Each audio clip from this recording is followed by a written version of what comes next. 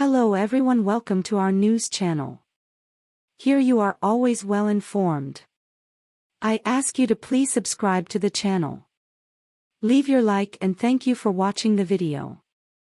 Some of the most iconic enemies from the Star Wars prequel era return as a common enemy found in Star Wars Jedi, Survivor to terrific effect.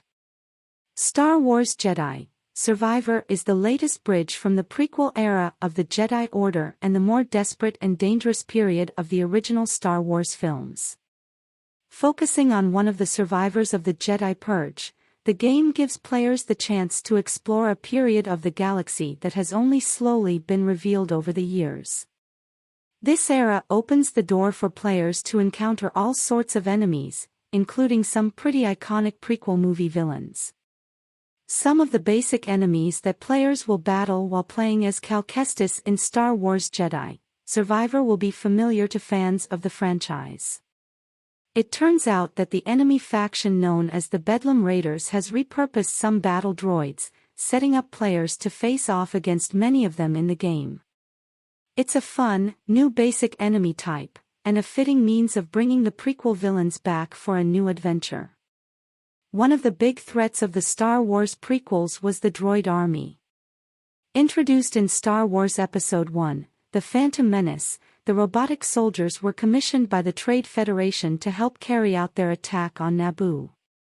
When the Federation allied with the Separatist movement and went into open war against the Republic, the droid army became the primary foot soldiers for their forces.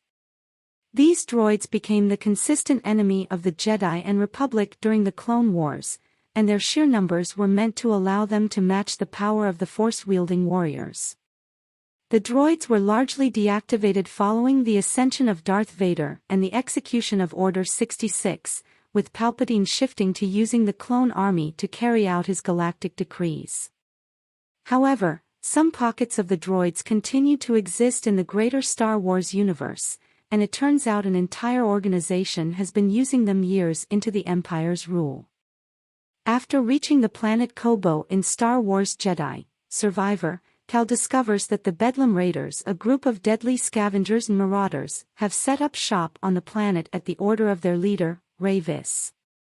To bolster their numbers, the Raiders actually reprogrammed and repainted several droids, including the skinny B1 series and the bulkier B2 series battle droids. Other footage for the game released in trailers indicates that the dangerous BX series commando droids will also appear. They now serve the Raiders as their grunts. It makes sense for the battle droids to appear in this kind of function, serving as simple fodder for players to cut through with their lightsaber. However, their appearance in the game is a fun in-universe turn, with the once-feared army now reduced to grunts in a far smaller organization.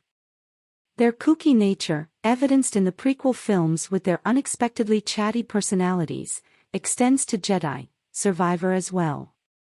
Cal can overhear the B1 series battle droids as they frequently wonder about their place with the Raiders, and they will celebrate their promotion if their superior officers are killed. Even the more taciturn B2 series battle droids have a bit more personality. It's similar to the comically put-upon nature of the stormtroopers players can encounter in this game and the previous one, providing a bit of charm to the numerous nameless enemies players are tasked with taking out. It's also a quietly fitting final fate for the battle droids, especially in light of their place in the history of Star Wars. Following the prequels and during the rise of the Empire, the battle droids became largely indicative of the collapsed Separatist army. The droids had failed in their mission and were largely decommissioned.